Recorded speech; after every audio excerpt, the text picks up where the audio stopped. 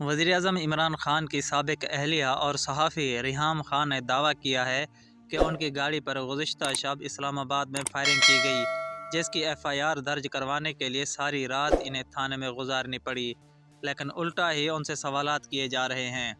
Twitter पर post किए गए अपने पैगामात के सिलसिले में रिहाम खान ने दावा किया है कि इतवार की रात एक करीबी अजीज़ की शादी से वापसी पर उनकी गाड़ी पर फायरिंग की गई और मोटरसाइकिल पर सवार 2 अफराद ने असले के ज़ोर पर गाड़ी को रोका।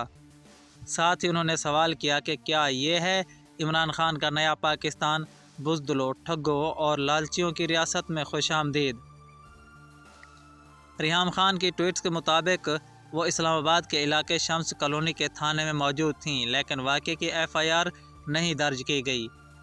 बाद अज़ां उन्होंने बताया कि दरख्वास्त जमा करवा दी गई है और FIR का इंतज़ार है। रिहाम खान के दावों के हवाले से SSP ऑपरेशन इस्लामाबाद सैयद अली से रब्ता किया, लेकिन उन्होंने ताहाल कोई जवाब नहीं दिया। रिहाम खान की ट्वीट के बाद लोगों की जानिब से उनकी खैरियत दराफ्त करने के लिए पैगामात का सिलसिला शुरू हो गया, जिस पर उन्होंने बताया कि वो खैरियत से हैं।